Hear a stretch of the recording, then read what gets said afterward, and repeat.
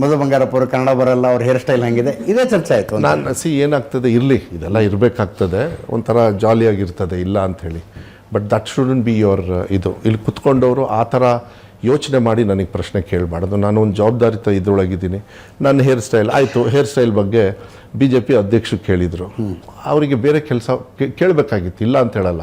ಪಾಪ ಅವರು ಫೋನ್ ಮಾಡಿ ಹೇಳಿದರು ಒಂದು ದಿವಸ, ಸುಮ್ಮನೆ ಪರ್ಸ್ನಲಾಗಿ ತೊಗೊಳಕ್ಕೆ ಹೋಗ್ಬೇಡಿ, ಮಾತ್ರ ಸಿಗ್ತಾ ಇರ್ತೀವಲ್ಲ ಎಲ್ಲ ಒಟ್ಟಿಗೆನೆ, ಇಟ್ಸ್ ಓಕೆ ಬಿಡಿ ಅಂತ ಹೇಳಿ. ಬಟ್ ಅದು ಒಂದು ಸತಿ 2 ಸತಿ ನೀವು ಮಾಧ್ಯಮದವ್ರು ಏನು ಮಾಡ್ತೀರಿ, 10 ಸತಿ ಕೇಳಿಬಿಡ್ತೀರಿ. ನಾನು ಸಿಟ್ಟು ಬಂದು ಹೋಗ ಮಾರೇ ಅದು ತೊಗೊಂಡು ಏನು ಮಾಡ್ತೀಯ ಅಂತ. ಆದರೆ ನಾನು ಇದನ್ನು ಬೇರೆ ರೀತಿ ಉತ್ತರ ಕೊಡ್ತೀನಿ ನಿಮಗೆ. ನಾನು ಶಿಕ್ಷಣ ಸಚಿವನಾದಾಗ ಮೋಸ್ಟ್ಲಿ ಐ ಥಿಂಕ್ ಗೌಡ್ರಿಗೆ ಗೊತ್ತು, ಅವರಿಗೆ ಒಂದು ಸತಿ ನಾನು ಹೇಳಿದ್ದೆ, ನಾನಲ್ಲಿ ಇದರೊಳಗೆ ಮತ್ತು ಮಾಧ್ಯಮದಲ್ಲೂ ಕೂಡ ಹಂಚ್ಕೊಂಡಿದ್ದೆ. ಒಂದು ಮಗು ನನಗೆ ಮೆಸೇಜ್ ಕಳಿಸ್ತು, ನಿಮ್ಮ ಥರ ಹೇರ್ ಸ್ಟೈಲ್ ನಾವು ಇಡ್ಬೋದಾ ಶಾಲೆಯಲ್ಲಿ ಅಂತ. ನಾನು ಆಮೇಲೆ ಆ ಮಗುಗೆ ಫೋನ್ ಮಾಡಿ, ನಂಬರ್ ಬೇಕಾದ್ರೆ ಕೊಡ್ತೀನಿ, ಆ ಮಗುಗೆ ಫೋನ್ ಮಾಡಿರೋದು, ಇಲ್ಲಪ್ಪ ನನಗೂ ಇಷ್ಟ ನೀವೆಲ್ಲರೂ ಆ ಹೇರ್ ಸ್ಟೈಲ್ ಇರಬೇಕಂತ, ಇಲ್ಲ ನಿಮಗೆ ನಿಮಗೆ ಇಷ್ಟಪಡೋದು.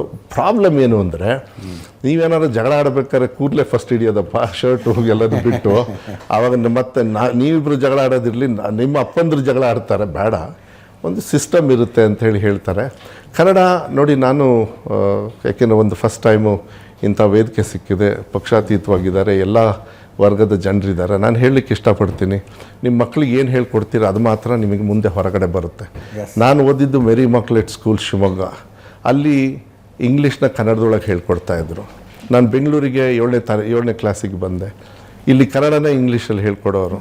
ಇಂಥ ಸಮಸ್ಯೆ ಇದ್ದಾಗ ನನಗೆ ಓದೋಕ್ಕೆ ಮಾತ್ರ ಪ್ರಾಬ್ಲಮ್, ಮಾತಾಡೋದಕ್ಕೆ ಏನಿಲ್ಲ. ನಿಮ್ಮೆಲ್ಲರಿಗಿಂತನೂ ಚೆನ್ನಾಗಿ ಮಾತಾಡೋದು ನನಗೆ ಗೊತ್ತಿದೆ, ಅದನ್ನ ಚಾಲೆಂಜ್ ಏನು ಮಾಡ್ತಾಯಿಲ್ಲ. ಆದರೆ ಮಾಧ್ಯಮದಲ್ಲಿ ಈ ಥರ ಹೇಳಿದಾಗ, ಪದೇ ಪದೇ ಕೇಳಿದಾಗ ನನಗೂ ಸ್ವಲ್ಪ ಸಿಟ್ಟು. ಮನುಷ್ಯ ಅಂದಮೇಲೆ ಕೆಮ್ತಾರೆ, ಸಿಟ್ಟು ಬರುತ್ತೆ, ಜ್ವರ ಬರುತ್ತೆ, ಎಲ್ಲ ಇರುತ್ತೆ. ಸಿಟ್ಟು ನನಗೂ ಇರ್ತದೆ. ಪದೇ ಪದೇ ಕೇಳಿದಾಗ ನಾನು ಹಾಗೆ ಕೊಡೋದು. ಆದರೆ ನಾನು ಇರೋ ಇಲಾಖೆ ಭಾಳ ಸಮಾಧಾನದಿಂದ ಮಾಡಬೇಕಾಗತ್ತೆ.